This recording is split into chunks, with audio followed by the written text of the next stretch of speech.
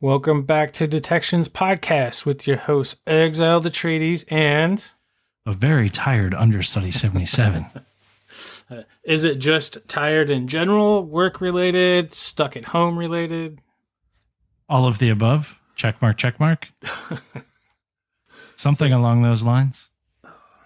So I admit I'm a very efficient work from homer. Like I finish a lot of stuff. I get a lot done. However, I also just in my very nature, like because I'm at home all day and because I have access to my computer all day, like I tend to work way more. And then my kid's home too. So like I have that going on. So like she wants to play all the time and she's not really like, she can't go out and see her friends right now. Right. Cause we live in strange times. So there's just a lot of like all over the place. I think I've said, and maybe I said it here, I don't know. Because I have so many meetings and stuff and I'm home with my family. Like I both am so sick of people and like desperate for people at the same time, like miss them dearly at the same time, which is a really weird feeling to have, to be honest. I have, however, been filling my nights with like the Final Fantasy remake and reading some books and of course, Animal Crossing. Everyone except me seems to be involved with Animal Crossing. Well, that's nobody's fault but your own. There's detection hoodies in Animal Crossing. And dead pixel sex stuff from what I've seen too. And dead pixel stick stuff, because I made all that stuff. And paranoid stuff. I'm starting to get a little bit of FOMO not talking about turnips and apple prices all the time. Right? At least you're not in the whole chat channel that we have, but you also miss the social gatherings in Animal Crossing. Yeah, I saw you post that on Twitter, and I was like, hey, that's nice. Those have been quite fun, I will admit. Just the DPS Animal Crossing get-togethers. And today I saw there was a DevOps virtual conference that was done completely through Animal Crossing. That's legit. It's legit and it's weird. Like it's cool because the avatars are cool. It's customizable and stuff. But like, there's a lot of problems I think with holding a virtual conference in Animal Crossing.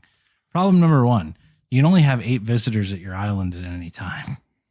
So like people can't actually go to the virtual conference. Sounds like the perfect kind of virtual conference in the sense that it'll just be people to do relevant stuff and would be good for work meetings. Because then, I'm not done with the problems yet. Problem number 2, voice chat sucks. Oh. So like voice chat for Nintendo is like through your phone. Oof. But like even then, like only people who are on the same server can actually log into the voice chat. So if you're trying to broadcast, so they were broadcasting to Twitch. Problem 3, no slides. Like you can't share slides in Animal Crossing. Like that doesn't work. So basically, I think they were using Animal Crossing as the backdrop for a Twitch presentation where they were then overlaying the slides on Twitch and then doing the vocals via Twitch, not via Animal Crossing itself. I think Animal Crossing was just the backdrop, which was exceptionally cute. Don't get me wrong. But I just like theoretically the usefulness of it, I think, was a little bit off. At least until they upgrade their network to handle that stuff. Yeah, which Animal Crossing is just not built for that kind of stuff, right? Like now I did see some VR online conferences, which were really super cool. I got a kick out of those. I thought they were doing some really cool stuff. But I digress because we're talking about Nintendo. And I want to talk about Nintendo. Because that actually leads really well into the news. Yeah, you were sharing something about Nintendo recently. Yeah, Nintendo confirms 160,000 user accounts hacked. What you couldn't see when I say the word hacked is the air quotes. Hacked. We felt them, though. I'll do it again just so people can feel it. Hacked. Should I go like hacked? There. That's like air quotes. That's the new air quote sound. New air quotes sound, everybody. That's how we verbally say air quotes. This is one of those moments that video would be nice, right? Or your soundboard. Now we can make it an official first thing on your soundboard. Yeah. Eventually I'm going to set that up. I promise. I'm tired and I'm busy and I want to spend my nights playing video games and reading books. Because the Final Fantasy VII remake has been awesome. Big mood. Yep. Anyway, so Nintendo confirms 160,000 user accounts were hacked, exposing a limited amount of PII and possibly access to Nintendo Store accounts. Basically, There's this old service called Nintendo Network ID that was on older systems. You could basically use it for Switch 2, grant access to certain services. Realistically, hacked is not necessarily the right word. We're talking about credential stuffing here. So of course the articles are going to be completely different, right? However, there's a company called SpyCloud, and this is honestly the first time I've ever heard of this company. They kind of looked into it, and they looked into like its credential stuffing. So it's using account checker tools to rapidly check lists of stolen credentials against online logins. So basically somebody got a dump of other online logins, and then they checked it with this tool. So there's actually this tool called Nintendo Checker. That's not the name of it, and this company doesn't list the GitHub because they don't want to point back to the author. But it's super cool. Like, it's got a lot of checks in, like anti-debugger, kill switch, like login, authenticated system session, like licensing stuff tied to specific computers. It's actually kind of interesting.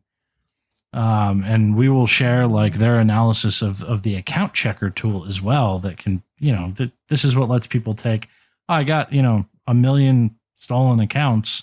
Let me check them all across Nintendo. Right. So it's credential stuffing. So it's not like a Nintendo hack or breach, but there are 160,000 user accounts that went out the door. This becomes interesting for a couple of reasons. First off, if you use two-factor authentication, it doesn't affect you, which is good. It also means that Nintendo is going to stop using the NNID thing. Like, they stopped doing it. They're not doing it anymore. So that's good. But like, this takes me back. It wasn't that long ago, and I don't know if we talked about it here, but like, somebody actually popped my Nintendo account back before I had two-factor authentication. It happens, right? Like, Nintendo's one of those things that I can't really link it up with a password generator, like a LastPass or a 1Password. So I fully admit that my, stuff is a little bit weaker there, or at least it was. But anyway, I digress. So they bought like $300 in Fortnite bucks, right? And, Nintendo refunded, everything's okay. But I actually started digging into it, and like, apparently organized crime is really huge into laundering money through Fortnite. Like, apparently that's a thing, by the way, like money laundering through Fortnite dollars. And I actually now, like, I feel like I have to find the article. Yeah, I mean, like, did they get their own special outfit or something that says, hey, I'm here for money laundering, come make a deal with me? No, it's just like, think about it, like it's a digital currency, right? Yeah. So like, using this as a digital currency, criminals are executing card fraud, getting money in and out of Fortnite's system with relative impunity. So I found the article, like... And they hang out with their friends and do the backpack kid dance the entire time in Fortnite while they're laundering money?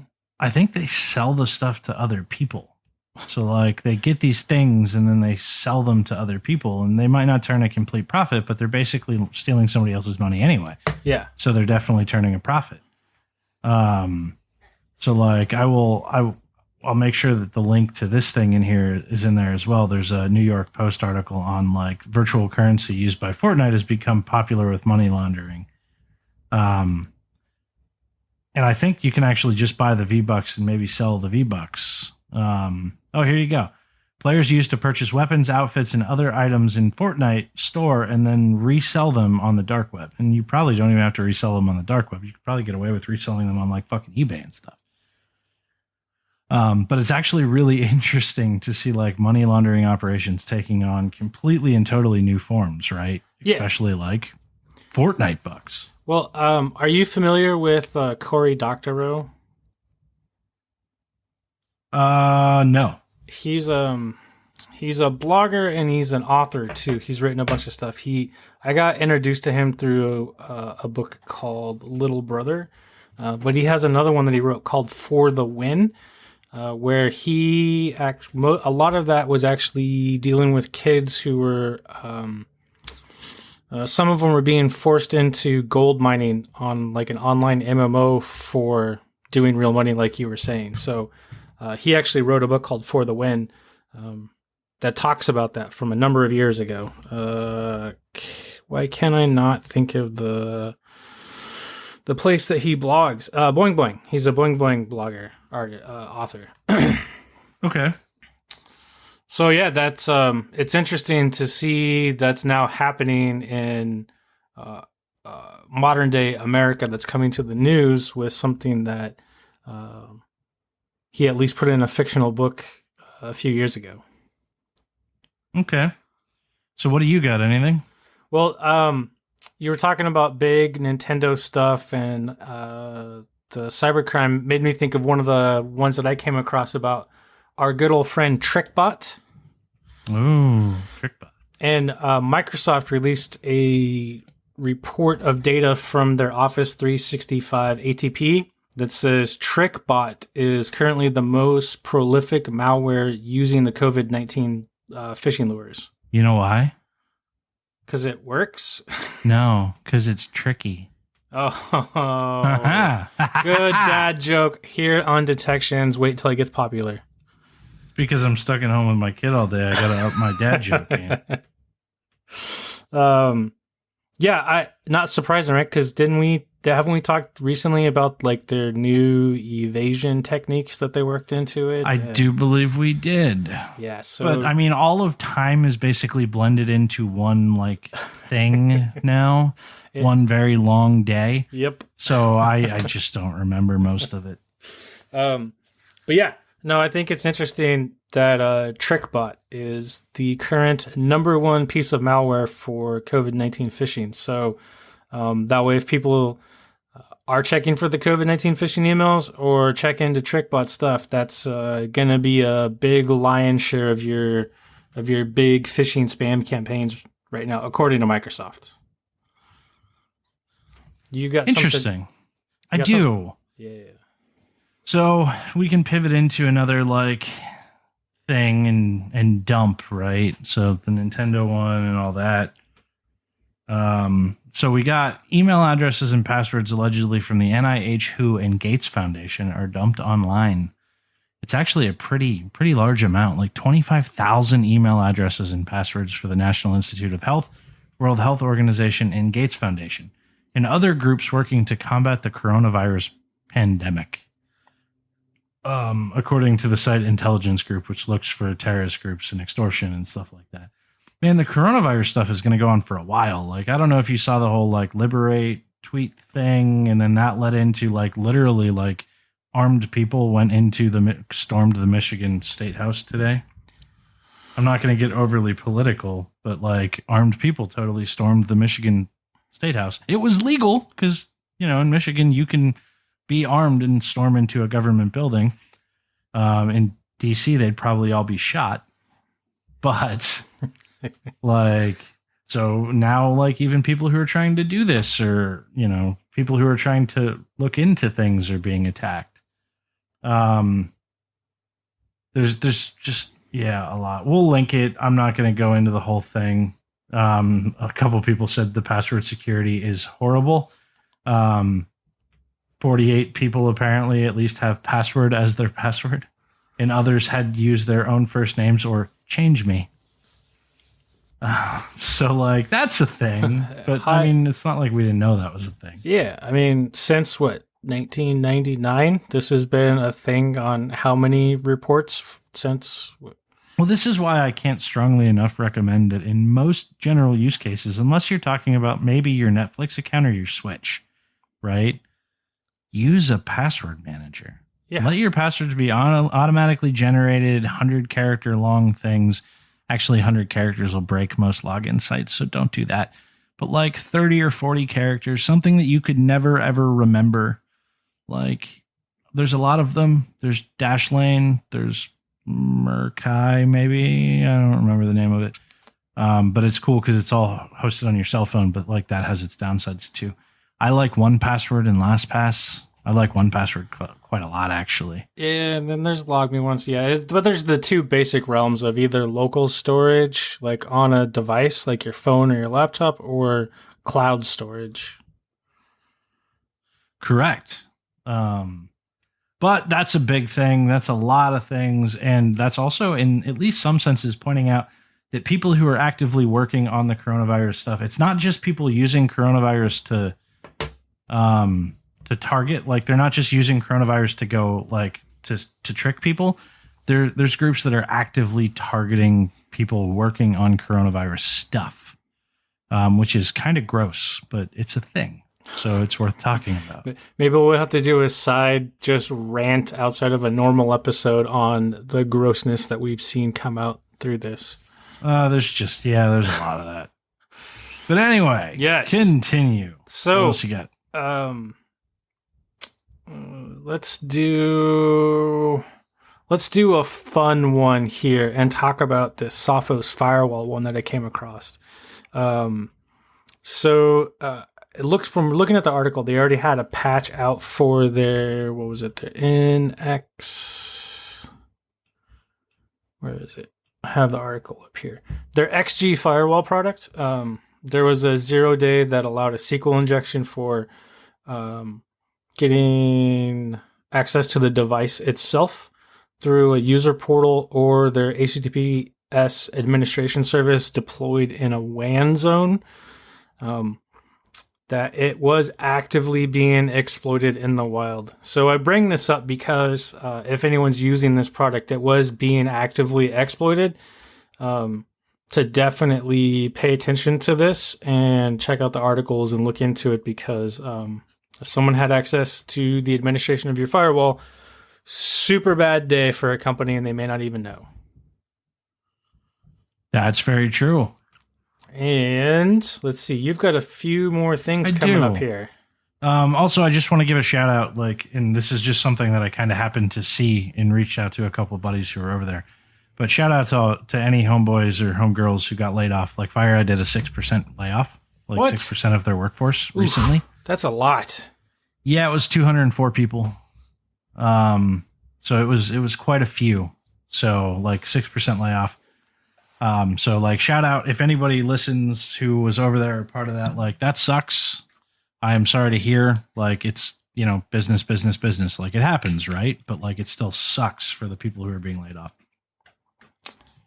Yes. Sorry, I'm taking a quick drink. It's fine. We feel for you. I'm still there myself, so I can definitely empathize with that situation. So we talked a little bit about the credential stuff and the phishing things and all that stuff, right? Yeah. So let's talk about another popular phishing attack that's going on right now. Because you had brought up all the coronavirus stuff with the trick bot. So Zoom has skyrocketed in popularity through all this and had a lot of negative press associated with it. The Zoom bombing became a thing, basically sneaking into other people's Zoom meetings and doing stuff. We talked about that, I think, a couple of weeks ago. But there's a very specific Zoom meeting going around, or Zoom phishing email for Zoom going around. And this is actually pretty well done for the times that we're in right now, right? Because people are trying to, they're home and they don't know what's going on, and their kids are there and all this other stuff, right? So basically a phishing attack saying it's from your company or HR team asking you to join a Zoom meeting immediately to discuss Q1 performance with the topic contract suspension termination trial. Basically a whole bunch of people are being targeted with this offer letter review meeting or trial or contract termination or a whole bunch of different this is with HR, and this is a reminder that your scheduled Zoom meeting with human resources will start in a few minutes. Your presence is crucial and connected to your Q1 performance review, right? And then it takes you to a fake Zoom login page, and a whole bunch of other stuff. So be careful, be on the lookout for that. I can actually see that one being pretty successful, to be honest, at this time. It's got just the right amount of fear in it and a call to action. All the classic markers, and that will definitely get people. But also subsequently, all the classic markers that we send in emails. Yep. One of the things I recently I was doing kind of a bit of a training course to some people on phishing, right? And how to make emails look less fishy. And one of the things that we teach people is this concept that when you're going through this stuff, remember that I'm showing you a phishing email and then I'm showing you an email that's legitimate and I'm showing you how similar they look. And everybody goes, oh, that's really interesting. And I say, but one thing that's important to remember is that the phishing email looks that way because the legitimate email looked that way. Like, they're taking things that people do and they're trying to mimic behaviors with urgency and action. So, like, always be on the lookout and always be careful. And there are telltale signs. It's not just spelling mistakes. It's things like hover over your link and see what's there and shit like that. But at the same time, like, people doing phish are pretty good. Like, they're mimicking normal behavior. And at some point, I will tell you this, everyone falls for a phish. I have before as well. Literally everyone will fall for one eventually. And again, if you haven't already, you will. And if you have, you will again at some point. It's just part of life, and it's okay. Like, if you're a not security person and you're not analyzing phishing emails for a living and you think you fell for a phish, contact your security team. Trust me, they're not going to be mad at you. It happens. I know of all the people that I've worked with, everyone would prefer to have someone second check or at least check again a potential phishing email to make sure that it wasn't, than not have it reported. Part of the problem is, like, early security culture was very much you gave up your credentials, we should fire you. Yeah. Like, it's just not realistic. Like, we need to move away from the fear, because if we can't be a trusted partner if people are afraid of us. Yeah. We could actually talk about that for a long time, but not we right could. now. What was I just going to say? I lost it. I was going to say something else. I was going to say phone calls. So that's why when I'm on site at a workplace, if it's an urgent thing, instead of responding in an email or anytime that there's a motion, just say like, hey, let's just get on the phone, or at least get face to face and talk about it, because then those markers that we're likely to put in emails, the fear, the call to action, the sense of urgency is now face to face instead of over an email. Yes. What else you got? So I found something, a report that Booz Allen Hamilton put out that intrigued me, because it came from their threat intelligence analysts. But it intrigued me because they used 33 case studies for this report. And this report is specifically about Russian military cyber operations. So it's one of the ones that I like looking through this stuff so that it gives me a chance to see what are these big companies doing? How are they aggregating across things? Like, how are they writing it? How do they present this information? One, so that I can learn information, but two, so that I can learn how they're formulating everything that they're finding, right? Like seeing the analysis, looking at other analysts to make myself a better analyst itself. So, and it's not just one or two case studies where some of these reports come out with just a small sample case. 33 case studies is a pretty big sample to write a report on. I do want to say, though, that because it is Booz Allen Hamilton, they do ask for your name and email address in order to get access to it. But you don't have to like make an account or anything, but they do get your email into one of their lists. But yeah, so if that's an interesting thing for people in the intelligence analysts, threat intelligence stuff, might be something worth checking out. Word. And then I think I got one more. So there's a new release of Trevor C2 from Trusted Sec. It's a brand new C agent, which is cross-compatible with Linux and OS X and Windows, and runs in Python. We talked a lot about like C2 frameworks and stuff like that, right?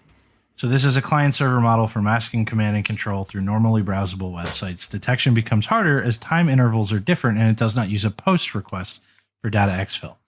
We'll link the GitHub. You can go look at it. It's actually something that's interesting, worth reading, and probably worth trying to see if you can look for it. Yeah, and Trevor Forget. Trevor Forget. I mean, that's exactly why it's called that. Right? Exactly. Yeah, didn't they get released the year of Trevor? Probably. So I got one more, and I wanted to save this one for last because it's an interesting conversation that we get into internal to the community about disclosing known vulnerabilities if...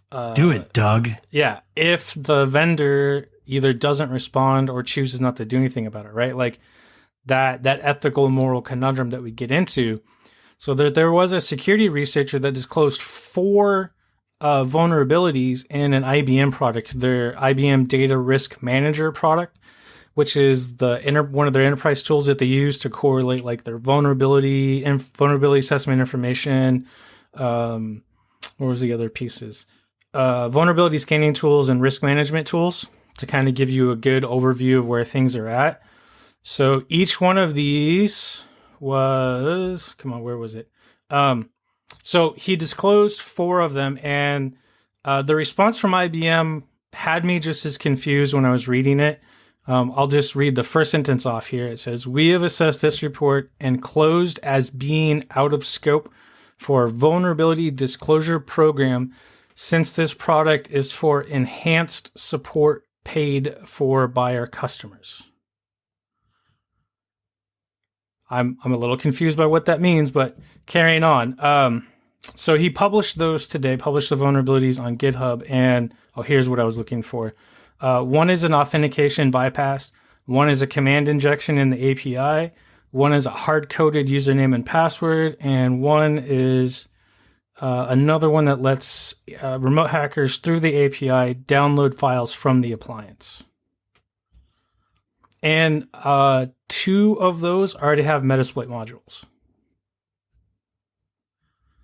Interesting. Right, so there's a whole bunch there going on. First off, with the disclosure, things that could actively be pursued in the wild, some known stuff, and then IBM's response, which, I mean, maybe someone smarter than me can understand what they mean by that. Like, are they saying that they're not going to do anything about it because it's a paid enterprise tool, even though it's a vulnerability? So I don't know. Check it out yourself. Like, what do you think just off of that initial information?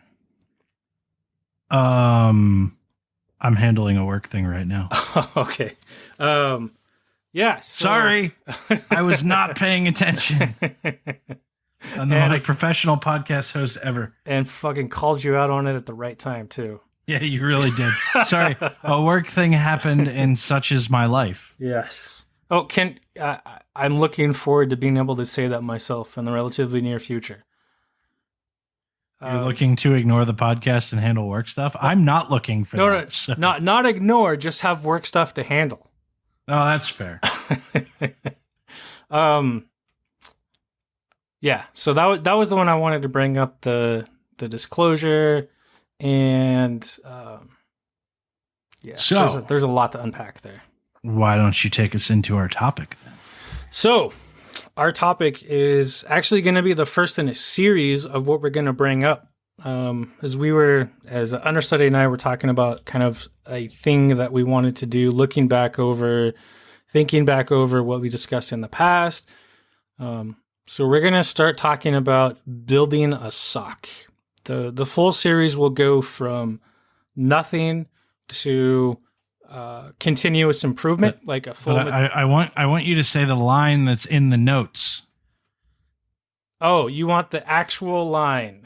Yes. Do you like that for the title too? We can use that for the title if you like. Probably, but I just want you to say the line. It's our stage 1 of SOC in a box. And I want to talk about SOC outside the box. I just wanted to say that. All right? Hey, we got it. And clip it and put it on your soundboard. There you go. SOC outside the box. SOC outside the box, SOC in a box, SOC around the box, whatever. But yeah, we're going to start talking about how to build a SOC. So in your opinion, what is the most important first step in building a SOC? I have one, but I want to know your opinion too. First, most important step. See, in my head, I'm going back and forth the pros and cons of the various things. And I think what I'm going to settle on that helps everything else is good leadership at the beginning. Nah. Well, I mean, yeah, but nah. No, so here's why I say this, right? So the first 2 SOCs that I helped build, the first one had people who had built them before. Everything went smooth. We got the tools, worked through the stuff. The second one had a guy that was a fucking tool. He destroyed morale, like in 2 weeks after he started. They were getting nowhere with tools. Everyone was getting frustrated. People were starting to look to leave. And I say that because the right kind of leader and good leadership will help to break down the walls and smooth the path for everything else that's needed in order to build it. So what's the first thing that leader is going to do? Get knee pads? No, a good leader does not wear knee pads. If they don't have, oh man. So what is your answer? What is the first thing? Define the mission statement. That is priority 1 in any program I have ever built, in any program I have ever taken over and reformulated. Define the mission statement. Every question that you ask as you go through a build should be weighed against your mission statement to make sure it matches. Because one of the historical biggest problems in the SOC is this concept of death by 1,000 cuts. If you do not have a mission statement, then you do not know what you should be doing and how you should be grading everything and what you should be basing things off of. How you fit into the rest of the business, how you interact. And mission statements can be very simple. For instance, I will give you my mission statement for my group. Find badness, protect users. That is my mission statement. That is what I am there to do. That is what my team does. Everything we do, we balance off those 4 words. Does this thing that we're thinking about line up with those 4 words? Mission statement is so critical in designing any program, any security program, and any SOC, is knowing what your mission statement is and sticking to your mission statement. But you have to have a leader who does that. So, like, I give you credence for that. Yeah, exactly. And the bad leaders that I've had to deal with never even took the time to do that. When they were asked for it, they pretty much just copy and pasted something that they found on the internet, and were constantly trying to get other people's input instead of taking a little bit of time to figure it out for themselves and define how it needs to look for their group. Now, as far as the knee pads comment, a good leader will know when to pick their battles, but they will also know when they need to defend the integrity of that team. Yes. Which does not include knee pads. There's honestly, when you're doing something like this, there's just not a lot of sucking up that you can do upward. Like, you just have to do a good job. Yeah, that will get you anything other than maybe pushing off getting fired by another 3 months. Yeah, maybe it'll give you brownie points personally, but not with your team. It won't do not anything with your for group. the SOC itself, yeah. And so, the knee pads thing was a joke. Oh, I know it was. But it's okay. I don't know where I was going with that. I told you at the beginning of this, I'm very tired. But seriously, define your mission statement. And then what problem statement number 2 when you're starting something like this? Define your scope. Like, I know what my mission is. Now what's my scope? If you answer those 2 questions, you can realistically answer a whole bunch of other questions and almost all the other questions that you need to answer. And you can framework out at least your first 2 years on how you need to move forward by answering those 2 questions. Correct.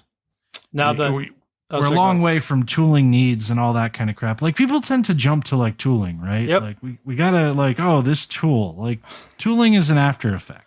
Mission statement, scope. What's your mission statement? What's your scope? This is a thing that people hate doing up front, but makes all the difference. It's taking the time to figure out, like you're saying, the mission statement, the goals, what you're hoping to achieve, and documenting the stuff down and getting it in a place. So taking the time to do some initial documentation, some initial policy development, and having those tough conversations about what exactly is your SOC going to do before you get into any technical stuff at all. Agreed. And then you can start getting into other slightly more technical, but still not entirely technical questions. So you understand your mission statement. You understand your scope. And this all comes in the pre-planning phase, right? Yeah, I was going to say about the scope, and now the scope can vary greatly, right? And sometimes that is given to you by your senior management. Oftentimes that will be given to you by your senior management. So even though you or your analyst may want to dip more into incident response, for instance, business-wise, you may not have any relevance into that at all. Your SOC could just be detection focused. It's actually probably worth it to break scope into two parts, because I was approaching scope a little bit differently, but you're right. It's worth it to break scope into two parts. Scope of protection for a SOC. Like what's the scope of what we're looking at? Like, are we looking at, email? Are we looking at, network? Are we looking at endpoint? Like, what's that scope? And then scope of responsibilities comes into play too. And both of these things are subject to change as things change within the organization. But if you're starting from zero, like, understanding that scope is really important, because then you get into another really interesting question: defining your visibility. Like, you can't be successful in detections until you've defined your visibility. And that's a slog in and of itself. I don't know about you, and you'll be doing it forever. Yeah, like that step will never stop. You will basically define your core visibility to start, work for that, and then basically prioritize a list of other visibility items that you want to gain over time based on effort and like necessity and security value, right? Yeah, and I definitely want to jump on the over time piece, right? So a common frustration that I dealt with at the beginning of being an analyst, and then I've had to help other analysts through, is not having the visibility that you want when you want it. And that's an area, like we were talking about with leadership, the manager. That's an area where they can come in and help. Is there's a good chance that as an analyst, you won't get what you want when you want it. You will get it over time, but there has to be patience and willingness to work with your leadership to make that happen. Yes. That yes sound like a yes of understanding from history. Well, yeah. And it's also like one of the things that I think technical people have struggled with throughout my history of working with technical people, especially since becoming a leader. Because to be honest, when I was a solely technical person, I struggled with it too, was being able to properly frame things in a business context. And like, just life hack for people, like, you won't get what you want just because you say you need it. Like, you need to actually properly frame things in a business context. So like, I need this piece of visibility for this reason. These are the safeguards that are in place for it. And you actually kind of have to map out all that shit, the criticality of it, the importance of it. If you can relate to past incidents, you're better off. Especially past incidents that had any impact on a company, the company that you're with. If you can't do it for the company that you're with, you can go external and relate to past incidents of similar things in the same vector. Like, you really need to understand like the business case for stuff. It will make your life as an analyst so much easier if you learn how to talk to business people. Yeah, absolutely. And that learning how to, even just a little bit of making that language transition to become an interpreter will help you immensely at work too, to lower a lot of frustrations. So now you're starting to get into the more interesting parts, or the parts that the technical people like to jump to, right? So we've got an idea. We know our mission. We know our scope, not necessarily the scope of responsibilities fully yet, but we have an idea, and we know what visibility that we need to get started, or what we call a minimum viable product, because we're starting from zero. So, this will be the biggest gain today, be that network logs, be that email, be that whatever. Personally, for me, like 90% of attacks start in email. So like, email is one of my top priorities when I'm prioritizing visibility. For me, email and endpoints in that order. Endpoint is really important, but also much harder because most major products cost a lot of money. They do. And it can be harder to justify up front. Right. But that doesn't, whether setting like we were just saying, setting the priority that way doesn't mean it's not adjustable for Correct. situations, but yeah. So now you can start getting into, okay, I know I need this visibility. I know that this is my scope. Now you can start asking the interesting questions of how you achieve that, which means you can start talking about tooling to a certain extent. Well, it's like two sides of the same coin, I think, with tooling and the people. Tooling and the people are equally important, but different steps in this process, I think. So, like, you're not choosing people based on the tooling, and you're not necessarily choosing people based on the visibility. You can. But to be honest, like, people are super important, but almost come in a little bit later for me, personally.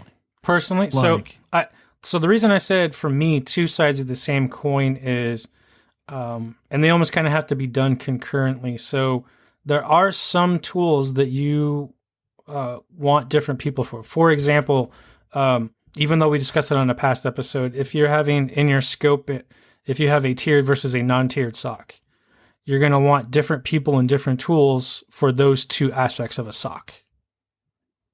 Right?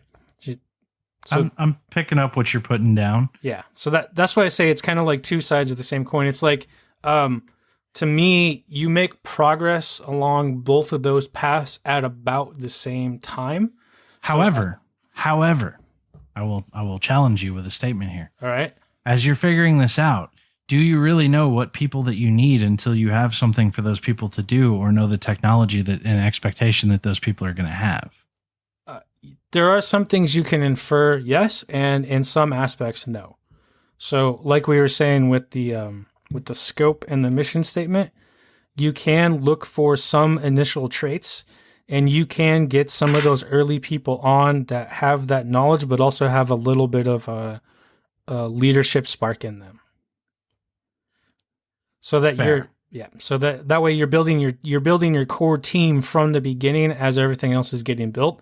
So it's not just like a 1 or 2 man show. You're starting to get into that wisdom of a larger group of varied opinions. Which can be good and bad, depending. Mostly good, but it has some negative sides to it too if you're not very careful with your people. But yeah, so you get into that point where you can really start talking about tools and technologies. What do I need to achieve the visibility? And then who do I need to handle the things that come from that visibility? Like, those are really your next two questions, right? What do I need for the visibility, and who do I need to handle the things that will come from that visibility? And like, there's a whole lot of things to consider here.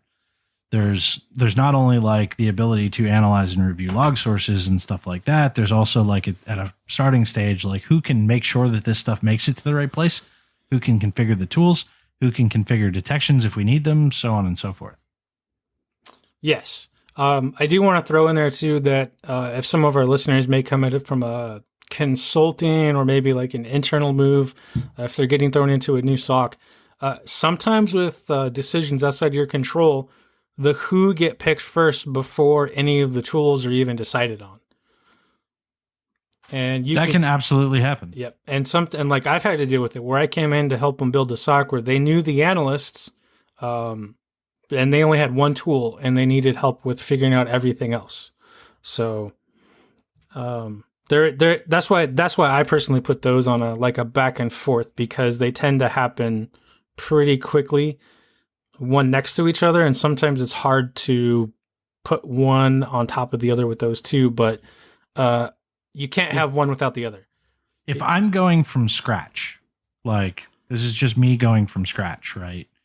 I'm defining my tools first, because here's what I know. I know that I need to hire at least my first couple hires, because I love hiring relatively inexperienced people and giving them a chance to prove themselves. Mm-hmm. But when I'm starting from stage 0, I can't afford to do that. Yeah. Like, I've got to have people who not only understand the threat detection side of the world, but also understand the tool set that they're going to be working in to a certain extent. Like, I can't have somebody who can hit the ground running who doesn't know how to use the thing that I'm using, which is why I typically, in this case, starting from stage 1, I'm going to define what we want to capture our visibility tool-wise, Splunk, Kibana, QRadar, whatever. And then I'm going to start looking for people who meet those more specific needs than I am people like a jack of all trades, because it's just so much harder to hire an inexperienced person when you don't have anybody who can help them. And let me tell you, like, let me give the world advice from somebody, from a SOC manager right now. Most SOC managers, at least in my career and all the places that I've been a SOC manager, which has been a few, I don't have a lot of time to do work. Well, that's not true. I don't have a lot of time to do detection work. I don't have a lot of time to hold people's hands. I don't have a lot of time to walk people through how to do their job. I have a good team beneath me that can handle training new employees, which is why I can hire relatively inexperienced employees, because I have a team of people who step up to the plate and honestly impress me every fucking day, with so much of what they do, that I can focus on the things that I need to focus on, which is big picture building and figuring out and evaluating new visibility sources and evaluating new tools that make our life easier and setting overall strategy and partnering with other teams and building relationships and all those things that fall into my job category, right? Because I already have a team in place. And even when I started, like, I had people in place who could pick up the slack from the actual work side. If I'm starting from scratch from day one, like, I can't really afford to do that. Like, exactly. I don't have time to sit down and train somebody on a new tool or train somebody on a new technology or teach somebody how to look for stuff, which is why personally in our scenario, I put tools first. Okay. And also, to follow up on what you're saying, it's also not uncommon for people in that same situation to bring in outside consultants to do just that thing, right? So the manager, Correct. like you said, doesn't have time, and that is a viable option, but you definitely want to just not take the flashiest, shiniest, or smoothest talking consultant out there. Well, one of the upsides of consultants is they're temporary and easy to get rid of, which is not necessarily a possibility with an FTE or full-time employee. Correct. For anybody who's not familiar with that terminology. So like, I could hire a group of consultants and say, hey, you're going to build this shit for me. You're going to do what I tell you to do. And you're going to be my first level analyst. And then you're going to help train the people who come on. And then, hey, Jimmy over there is not working out very well. Jimmy's off the contract. I want someone else. Yep. And like, you have that ability, but remember that like consultants also genuinely cost like 3 times more than an FTE. They do. And they don't have the same buy-in. Not that they ever see the money, but exactly. They don't have the importance, and they cost the company like 3 times that of a normal FTE, because, you know, you're not only paying for them, you're paying for all the overhead and stuff too. So it's actually good to know up front, like, can you get in some consultants to help you build the team that you want, or do you have to roll the dice on a couple people and see what that looks like? And that's where you would have to understand, in each individual specific case, taking the business into account, where is their risk tolerance with this? So do we feel like we've covered a good, like, there's a lot of topics that exist here. Yeah. I feel like we've covered part 1. I think part 1 is the theoretical, like, these are the things that you need to think about if you're going to do this. Yep. And to get ready for day 1. So we covered the 2 main things on the policy side, the scope and the mission statement. Talked about the people, talked about the tools, broke up the whole scope of responsibility versus, what was the other word you used? Scope of visibility. Scope of visibility. And we briefly mentioned the structure, right? If you're going to do tiered versus non-tiered and how big your group is. So we have a whole episode on that. So yes. Like, you can go check that out. Yes, exactly. That's where we're not going to cover that too much. But yeah, I'd say those are the core things that you need to get figured out in order to be ready to get going day 1. One other piece of advice: know why you exist. Like, that's a good piece of advice to have, right? Like, in this day and age, if you're starting like a brand new SOC program somewhere, know why you exist. Like, there's probably an incident that led to it that can help inform some decisions, can tell you a little bit about your threat model. And we'll get into threat modeling and shit later on in this process, but it becomes really important. Like, threat modeling becomes really important even in some of these earlier steps when you're talking about like understanding your visibility needs and understanding your scope. Like, the concept of threat modeling becomes really important, but it doesn't necessarily have to be right out the gate. You can focus on broader attack patterns and then focus in on your model. So we'll talk about that more later. Yes, and I just want to throw one thing out there with what you were saying. The 2 instigating factors that I've seen to be starting a SOC from nothing is either a brand new CISO, CIO, whatever, who wants to make a shiny new SOC, or there was an incident/report on how ill-prepared a business is. Yep. Or audit findings or something of Yeah. that nature, like we got audited for the first time, is another possibility. Yep. And then they found out that they failed 98 out of 100 check marks. Mm-hmm. So let's talk about our detection. What do you got? You came up with this one today, so kick us off. I did. This one's actually really broad, but it's also really interesting. So, we've talked about PowerShell and we've talked about some of that stuff, but one of the things that we've seen a lot, and like we can actually link back to Trevor C2 for this, is this concept of a lot of hacker tools moving to Python. And Python is traditionally actually pretty difficult to detect stuff on, because even if you're running advanced command line tools, all you're really getting is command line that Python ran, and then you're potentially seeing some things happen after it. Yeah, and in the Nix world, even basic operations inside the operating system are Python scripts. Exactly. So this one is difficult but interesting. And it all comes down to this concept that we've talked about more than once of baselining. Basically, look for you need some form of command line visibility, essentially. Fun fact about Python, by the way, since most Python runs from like terminal or command line, you won't actually, like, Python doesn't generate unique processes, which means process logs aren't going to do you a whole lot of good on Python, because it's strictly command line, right? So you need some sort of command line visibility. This can be achieved with any of the major EDR vendors, the CrowdStrikes, Carbon Blacks of the world. But it can also be achieved with some free things like OS Query, which is something that the guys from OpenSOC use as kind of their endpoint agent, right? So you can actually achieve some of this stuff with some free tooling, which is beneficial. But basically, look for all Python in your environment that executes across command line. Look for anything that's common and known on hosts, and then look for any outliers. Python has never been run on this host. Python is completely different, like, file name, or completely different directory, or Python run from temp. Like, there's a lot of different ways that you can approach this, but there's a lot of interesting things that you can find just by kind of doing a Python-based hunt. And you can turn some of this into, once you baseline, you can actually start looking for any instance of Python that exists outside your baseline. And that's where you're coming into the detection piece. And this could be pretty false positive prone, especially if you're a heavy Python shop. But I'm going to assume that most companies aren't like mine and full of developers who use a whole bunch of different coding languages, meaning there's a chance that if you're at a hospital or a bank or whatever, there's probably not a lot of user-run Python in your environment. Yeah. So it's something cool to look for.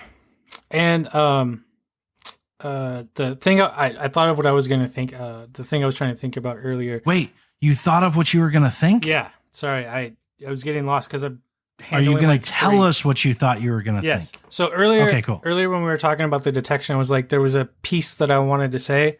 I just realized what I wanted to say. So in relation to the false positives and creating that baseline, make friends with the system admins.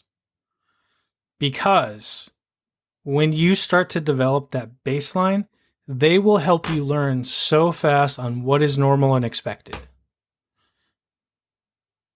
A good security person. Yes. I makes friends and partners across the organization who can provide context and information to them. And that will save you hours of frustration. Oh, God, yes. They do not own the organization. They do not dictate the organization.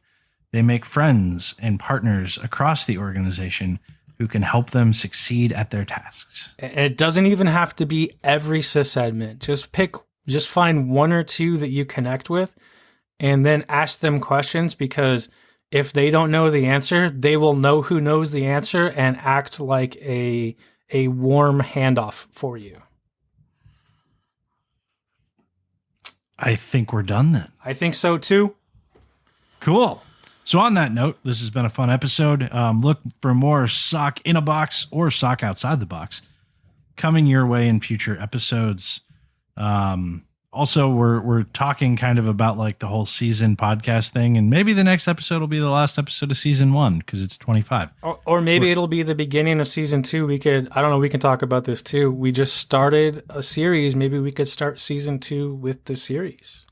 Oh, yeah. Well, that would mean that this episode would have to be the beginning, which would take us. I mean, standard TV show seasons run between 22 and 23 episodes, so like that could actually play. Yeah, we could start off season 2 with an actual series of stuff. But at some point, look for a new season of Detections coming. Maybe this episode. Who knows? We don't. God, what movie is that from? Oh, it's from Popstar. Have you ever seen Popstar? I have not seen Popstar. Dude, I fucking love that movie. It's an Andy Samberg movie. I'm going to have to watch it then. There's a moment in this. It's literally about him like having a band with the Lonely Island guys and then breaking off and going solo and like his fall from grace. And it's hilarious. And he's on tour at one point and somebody plays a prank on him and it's a really bad prank. He's like, who played that prank on him? And the one guy's like, I could have done it, but maybe not. Who knows? I don't. Like, and that's why like when that just came, like the who knows I don't came to me. But dude, it's one of my favorite comedy movies. It's just phenomenal. So like everybody, I encourage you to watch Popstar while you're locked up because it's hilarious. But I have to watch Doctor Who before I watch Popstar. You can watch Popstar first because it's shorter. The full title of the movie is Popstar: Never Stop, Never Stoppin'. Anyway, awesome. On that note, everybody, watch some Doctor Who, play some Animal Crossing, watch Popstar, go have some time away from work and recharge a little bit. But when you're recharged, go forth and find badness.